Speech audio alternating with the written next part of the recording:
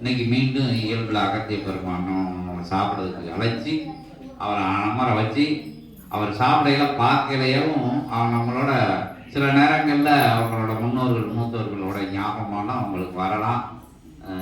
ஆனால் அவங்க உண்மையிலே இங்கே வந்து சாப்பிட போகிறாங்க இன்னைக்குன்னு அகத்திய பெருமான் சொல்லியிருக்காரு.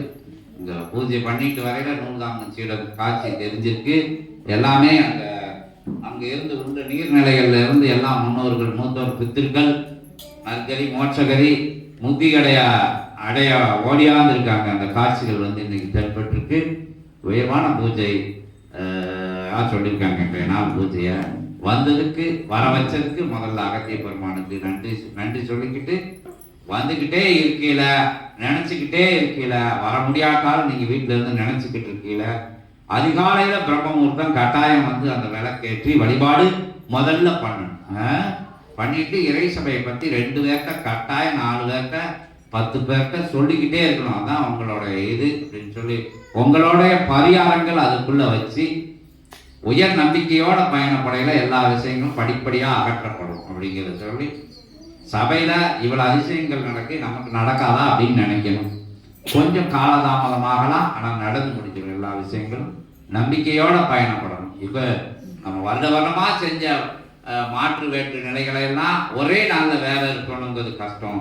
நீங்கள் படிப்படியாக வரும்போது, படிப்படியாக நீங்கள் சபையை நினைக்கும் போது, படிப்படியாக சபை சொல்றத வழியில் நீங்கள் பயணப்படும் போது, தர்ம சிந்தனையோட வேற்றுமாற்ற ஆற்றல் இல்லாது அடுத்தவங்களுக்கு எந்த குதர்க்கமும் குந்தகமும் அவங்களுக்கு இடர்களும் இன்னல்களும் துன்பங்களும் துயர்களும் இயல்புல நம்ம வார்த்தைகள் மூலமாகவோ பார்வை மூலமாக கூட அடுத்தவங்களுக்கு துஷ்ட செயலை அடுத்த உயிரினங்களுக்கு தாவாரங்களுக்கு கூட உங்க பார்வையில இருந்து வந்துடக்கூடாது. அது எப்படி வரும் அப்படின்னா, பக்கத்து வீட்டு செடி வாடிக்கிட்டு காஞ்சி போட்டுன்னு நினைச்சா சோழி முடிஞ்சது மேட்டர் ஓவர். என்ன அதே மாதிரி அங்கதானே கெட்டி கிடக்கு, இது 2 பேரும் பட்டினியா கிடக்கு, பால் உரையட்டும்னா மேட்ரு முடிஞ்சது. இப்படி விஷயங்களுக்குள்ளெல்லாம் போகக்கூடாது. எல்லாத்துலேயும் பாவம் பிடிக்கும், புண்ணியம் பிடிக்கும். ஐயோ தண்ணி வச்சா தாளைய நினைச்சா தண்ணி வச்ச பலனை கொடுத்துருவாங்க. இந்த செடிக்கு தண்ணி ஊற்றுனா நல்லா இருக்குமே, செடி நல்லா துளிச்சு வருமே, பக்கத்து வீட்டு செடினாலும் வாடுத, சண்டைக்காரன் வீட்டு செடினாலும் அப்படின்னு நினைக்கல. அந்த யார் வீட்டு செடினாலும் புண்ணியம் அடுத்த செகண்ட் உங்க வீட்டுக்கு வந்து சேர்ந்துடும். இது வந்து 100க்கு 100 உண்மை. நினைச்சாலும் பாவம், செஞ்சாலும் பாவம். அதே மாதிரி நல்லதை வந்து நினைச்சாலும் புண்ணியம், செஞ்சாலும் புண்ணியம். அப்படிதான் முதல்ல இங்க சொல்லப்பட்டிருக்கு. நல்லதே நினைச்சு நல்ல பாதையில எல்லாரும் பயணப்படணும். எப்பவும் வந்து அடுத்தவங்களோட சாப்பாடே வந்து புறம் பேசதா யாரும் எடுத்துக்கிடக்கூடாது. சிவசபையில உள்ளவங்க ஒரு வார்த்தை மெல்லும், ஒரு வார்த்தை கொல்லும், ஒரு வார்த்தை ஒருத்தவங்களை வாழ வைக்கும், ஒரு வார்த்தை ஒருவங்களை தாழ வச்சிருக்கும். அப்படிங்கிறதுனால சொல்லி முடிந்த மட்டும் இல்லாது நல்லது மட்டும்தான் செய்ய முடியணும். சிவசபை சீடர்களோட இல்லங்கள்ல சபைகள்ல அவங்க சுத்தி வளாகங்கள்ல நல்லதை மட்டும் பாருங்க, நல்லதையே செய்யுங்க. கெட்டதெல்லாம் கண்ணுக்கு தெரியும், பார்க்காம இருந்துக்கோங்க. அது உங்க பக்கத்துல வராது.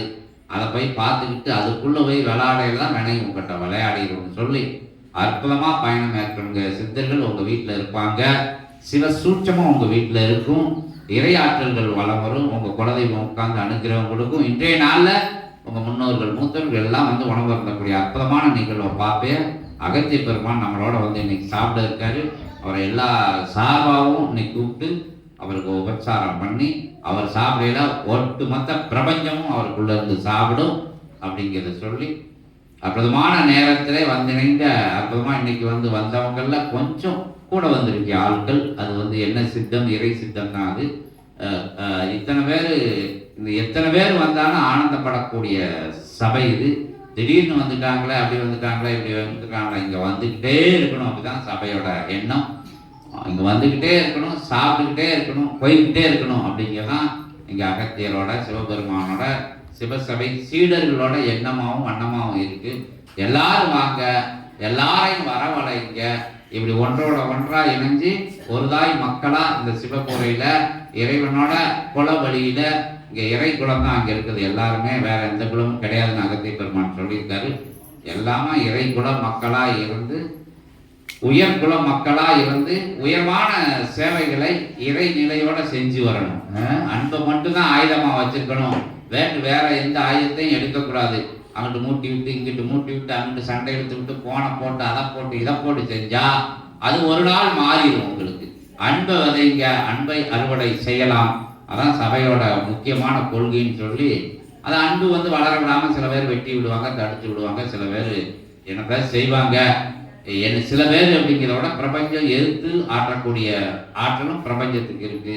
ஆனா அதை வளர வைக்கக்கூடிய ஆற்றலும் இறைவன்கிட்ட இருக்கு. இறைவனோட சேர்ந்து இறை சபையோட இருந்து எல்லாரும் சபையோட பயணப்படையில இறை நிகழ்வெல்லாம் உங்க வீட்டுல நடக்கும் அப்படின்னு சொல்லி உயர்வான சச்சங்கத்துக்கு உயர்வான இத்தகைய அற்புதமான அமாவாசை திருநாள் பூஜைக்கு அனுக்கிரகம் கொடுத்து அனுமதி கொடுத்து அற்புதமா கூட இருந்து வழி நடத்தி ஆசி உரைத்த அற்புதமான சிவத்திற்கும் அகத்தியத்திற்கும் ஒட்டுமொத்த பிரபஞ்ச பேராற்றல்களுக்கும் நன்றி கூறி இறையே போற்றி, இறை கணங்களே போற்றி, சித்த தேவ கணங்களே போற்றி, சிவமகா வாழை சித்த சபையே போற்றி அப்படிங்கிற போற்றிதனை அகத்திய பெருமான் திருவடியிலே சமர்ப்பணம் செய்து அகத்தியத்தை வணங்கி ஜெகத்தியத்தை வணங்கி ஜெகமகா சபையிலே சிவமகா சபையிலே மக்களுடன் மக்களா நம்மளுடன் நம்மளா இருந்து எளிமையின் தோற்றமா இருந்து வலிமையான ஆற்றலை கொண்டு இறையாற்றலுக்கு இணையான ஆற்றலை கொண்டு இருக்கிற அகத்திய பெருமான் நம்மளோட அமர்ந்து சச்சங்கம் நிகழ்த்தியதுக்கு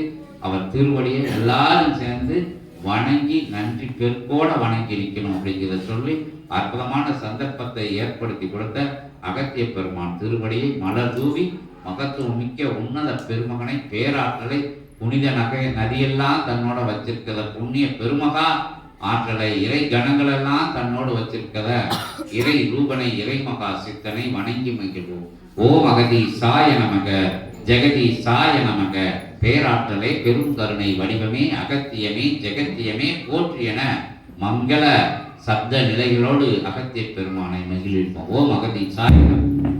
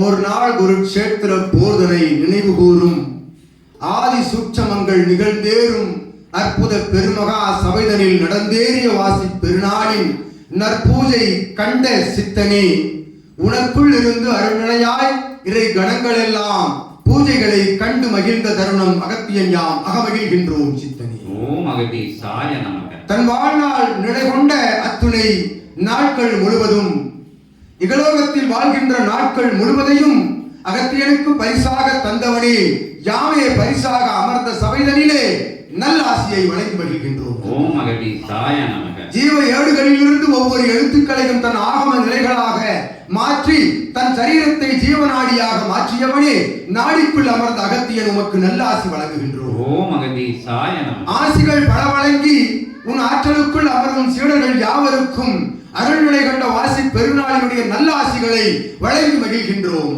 ஓம் அகதீசாய நமக.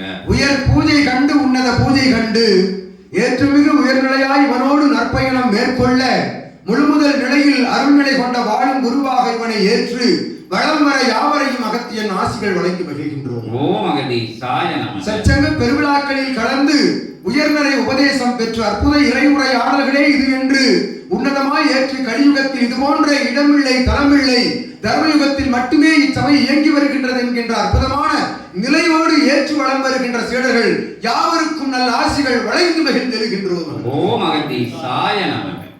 அகத்தியமே ஜெயம், ஆனந்தமே அகத்தியம். ஓம் அகதீசாய நமக.